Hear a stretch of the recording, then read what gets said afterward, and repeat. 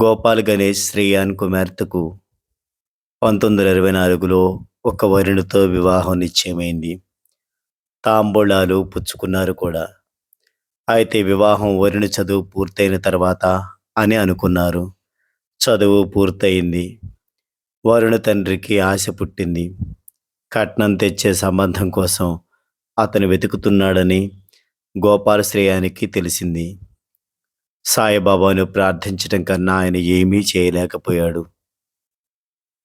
ఒకరోజు సాయి స్వప్నంలో అతనికి కనిపించి, భయం లేదులే, 2 ఏళ్లలో అదే వరుణతో వివాహం అవుతుంది అని చెప్పారు. బాబా శరణం సాయినాథ శరణం సాయి బాబా. సాయి మాట చాలు గోపాల్ శ్రేయానికి ధైర్యం వచ్చింది. ఓపిగ్గా వేచి ఉన్నాడు. ఈలోగా ఆ వరునికి అనేక సంబంధాలు కుదిరినట్లు కనిపిస్తున్నాయి. కానీ ఏ ఒక్కటి కుదరడం లేదు. 2 ఏళ్ల తర్వాత సాయిబాబా చెప్పినట్లుగానే గోపాల్ శ్రేయాన్తో మాట్లాడి అదే సంబంధం చేసుకోక తప్పలేదు వరుణ తండ్రికి.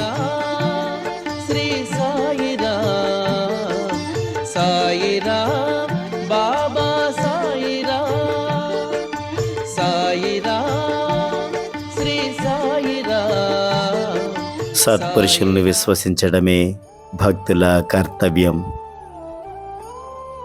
ఈ సంఘటన బట్టి బాబా సమాధి చెందినా కూడా కొంతమంది వ్యక్తుల ద్వారా కావచ్చు, లేదా తాను స్వప్నం ద్వారా కావచ్చు, కొంతమందికి స్వయంగా కనపడి కావచ్చు, బాబా తమ వాక్కుల్ని ఆ భక్తులు తెలియజేసి తన భక్తుల యొక్క సంకల్పాలను నెరవేరుస్తూ వాళ్ళ సమస్యలను తీర్చుతూ ఉన్నారు. సాయినాథ్ మహారాజ్కి జై.